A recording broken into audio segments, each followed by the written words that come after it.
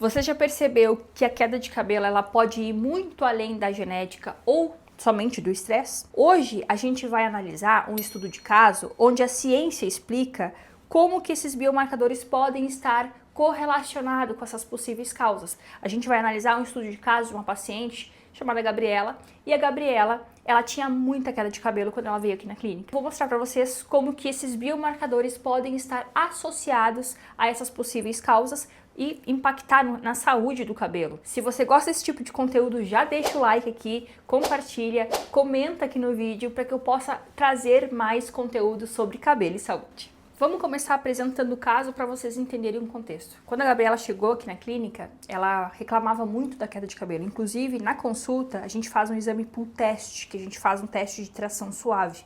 Eu passo a mão no cabelo e quando eu passo já vem aquele monte de fios, se esse teste, caso der positivo. Ela percebia queda de cabelo no chão, na escova, no ralo do banheiro, na fronha, nas roupas de cama. Então, ela já estava em eflúvio telógeno, que é essa queda antecipada da fase de caimento. Por exemplo, o que iria cair ali cerca de 6 meses, 180 dias, cai antes e a pessoa percebe um volume maior de queda em todos os lugares. Na hora de passar a mão, na roupa, enfim, é queda de cabelo para todo lado. E para entender melhor esse problema capilar, a gente precisa ligar um raciocínio que é o seguinte: queda de cabelo, gente, é um sintoma. E aí a gente precisa ir no cerne do problema, ir realmente na causa. Como que a gente vai fazer isso? Analisando exames de sangue. De forma detalhada, de forma muito superficial. Eu gosto de ir no detalhinho. E é isso que a gente vai fazer aqui nesse vídeo. E nessa análise, a gente encontrou vários pontos interessantes para a gente detalhar, para a gente ir de forma profunda, que é isso que a gente vai fazer hoje. Bora? Uma outra pista muito importante veio da saúde do fígado. O gama-GT, ele deveria estar menor que 18. Esse é o valor ideal para a mulher. O dela estava em 57. Assim como o TGP, que deveria estar entre 13 a 31, que esse é o valor ideal para a mulher. O dela estava em 56. Então assim, gente, o fígado, ele tem papel fundamental na eliminação de toxinas, ele ajuda a regular a produção hormonal também. E se esse fígado está sobrecarregado, isso vai fazer um aumento. Isso dificulta essa entrega desse sangue rico para a produção desses fios novos de cabelo. Além disso, essa desregulação aí do fígado ele pode prejudicar a saúde dos hormônios tireoidianos.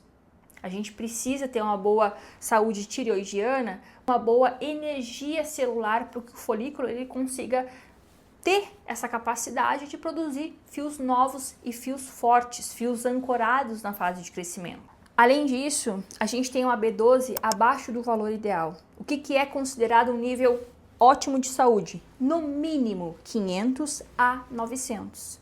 O ideal seria que ela estivesse na margem ali entre 700 a 800 para ter uma margem segura para que haja um bom estoque de B12. Quando a gente tem uma B12 abaixo do valor ideal, a gente tem uma dificuldade na multiplicação celular, ou seja, o cabelo ele não consegue ter substrato, não consegue ter uma quantidade de células ideais para fazer produção de novos fios. E aí a gente tem um impacto nessa multiplicação celular. Isso também torna o cabelo mais frágil, ele fica cada vez menos resistente com níveis abaixo de 500. Um outro ponto importante é o número de plaquetas. As plaquetas, o valor ideal seria entre 200 a 300 mil.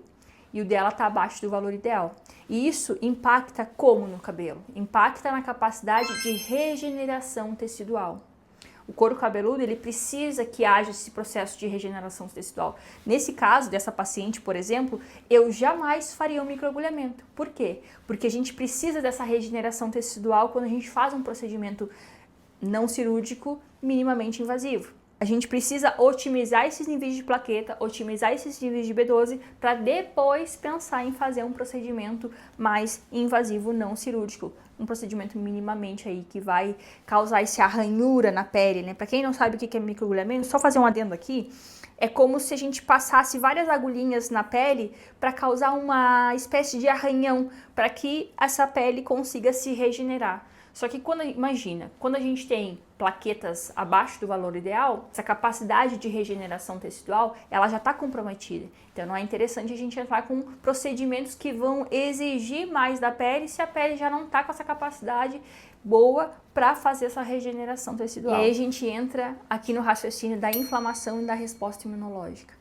Como que a gente chega nesse raciocínio? Analisando esses biomarcadores que eu vou falar aqui. Um deles é a velocidade de hemossedimentação. Então, esse exame ele é fundamental para a gente adicionar no raciocínio clínico e investigar esses fatores que podem estar comprometendo esse fluxo sanguíneo lá para o couro cabeludo. Lembra, né? O couro cabeludo ele precisa de oxigenação e receber esses nutrientes, essas vitaminas, para esse folículo que ele produzir o fio de cabelo forte e saudável. Só que a inflamação, ela acaba interrompendo essa chegada desse sangue rico em nutrientes, oxigênio lá pro folículo, que é o lugar onde produz o fio do cabelo. Esse marcador que se chama VHS, que é a velocidade de hemossedimentação, ele tem que estar menor que 10 milímetros. O da paciente estava em 19. Isso significa que quando ela retirou o sangue do laboratório, quando a gente faz a punção ali, retira esse sangue e coloca naquele tubinho que ele fica em pé, aquele tubinho ali, claro, tirei o sangue ele fica bem misturado ali.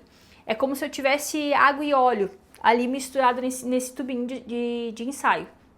E esse tubo, depois de passar uma hora ali com aquele sangue, ele tá misturado. Mas depois que passou uma hora, ele começa a separar, entende? E aí, na camada superior, ficaria o plasma, que geralmente ele é mais amarelado, mais transparente. Na camada intermediária, dentro desse tubo, ficaria os leucócitos e as plaquetas, e na camada bem de baixo fica essas hemácias sedimentadas.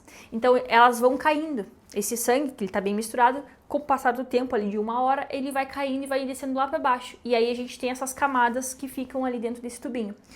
Essa camada mais de baixo, que eu falei para vocês, essa camada bem de baixo, que são as hemácias sedimentadas, elas precisam estar menor que 10 milímetros. A paciente estava em 19. E aí o que isso significa? Significa aí que a gente tem um quadro inflamatório. Porque além desse VHS estar acima do valor de 10 milímetros, a gente tem uns eosinófilos, a gente tem os basófilos e a gente tem os leucócitos acima do valor ideal.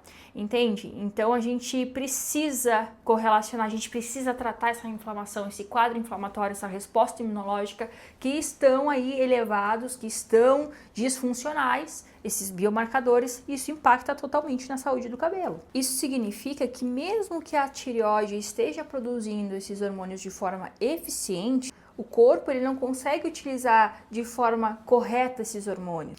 O T3 reverso, ele compete junto com o T3 pelo mesmo receptor. É como se eu tivesse duas chaves para uma única fechadura. E isso torna o metabolismo mais lento, isso dificulta a renovação celular. Além disso, os anticorpos anti-TPO, eles estavam elevados. E isso sugere uma coisa bem importante, tá, gente? Tanto que eu fiz o encaminhamento para o endócrino ou para o nutrólogo para conseguir já ver essa parte, fazer exames adicionais, de repente fazer um exame de ultrassom da tireoide para ver se tem alguma outra disfunção ali acontecendo, porque o anti-TPO estava um pouco elevado. Isso significa que existe um processo já inicial de uma autoimunidade, mesmo que seja subclínica, mas já está acontecendo. O anticorpo ele já está começando a subir. Isso gera uma inflamação, isso impacta a saúde e o cabelo. Por isso que é importante a gente fazer essa investigação e já mencionar ali para o médico, fazer um encaminhamento para que ele realmente investigue de forma mais profunda. Os primeiros sintomas, o cabelo, as extremidades frias, todos os sintomas que a paciente me fala em consulta, eu fico prestando atenção, com o ouvido atento para a hora que eu solicitar esses exames, eu poder ver os sintomas que a paciente está apresentando e correlacionar com esse raciocínio clínico. Percebe como isso é profundo? Percebe como isso é no detalhe que faz a diferença para a gente mapear todos esses sintomas? Bora montar um plano de ação para melhorar a saúde do cabelo? O que a gente vai precisar fazer no caso da Gabriela? Primeiro ponto, corrigir níveis de B12. Só que a gente tem que ter um cuidado também. Corrigir níveis de B12, a gente precisa também monitorar os níveis de ácido fólico, vitamina B9, e níveis de piridoxina, que é a vitamina B6. Lembra que o metabolismo da B12, a gente precisa ter esse trio metilador de forma eficiente para a gente corrigir e ter uma vitamina B12 ativa. Segundo ponto é focar em reduzir a inflamação e melhorar a circulação sanguínea. Como é que a gente faz isso? Com a ajuda de uma nutricionista, reduzindo níveis de açúcar, carboidratos processados, embutidos, gorduras. Tudo isso vai ser importante nessa fase do nosso tratamento. Terceiro ponto, melhorar a função hepática. Eu encaminhei ela para o médico, para a gente de repente fazer um ultrassom de abdômen superior, investigar mais essa parte, de repente pode ter aí uma esteatose hepática não alcoólica, que é aquela gordura no fígado. Quarto ponto, a gente precisa otimizar essa conversão dos hormônios tiroidianos, de T4 para T3 na forma ativa. Além, é claro, de melhorar a circulação do couro cabeludo, que é a microcirculação. Então a gente vai fazer um tratamento de dentro para fora e de fora para dentro. Gostou desse vídeo? Quer saber quais os ativos que eu vou utilizar no caso da Gabriela para corrigir todos esses pontos que eu mencionei aqui? Eu vou deixar aqui um link para o próximo vídeo para você acompanhar todo esse meu raciocínio clínico nessa prescrição de forma individualizada. Eu vou montar todos os manipulados orais, toda a prescrição dela, a receita oral dela, o tratamento oral, com base nesse raciocínio aqui que a gente fez nos exames. E aí você pode acompanhar e ver como que a gente faz para fazer essa prescrição individualizada. Essa é a tricologia, que é a tricologia integrada, é a tricologia que eu não prescrevo somente o minoxidil, o finasterida ou só, é só vitamina. A gente sabe que não é assim, queda de cabelo é um sintoma, por isso que é importante a gente analisar os exames de sangue com esse raciocínio, que aí a gente tem um resultado mais otimizado, gente. Conto com vocês, se vocês ficarem até aqui, dá o joinha aí no vídeo, que ajuda muito aí o canal a seguir crescendo. Beijo, até a próxima!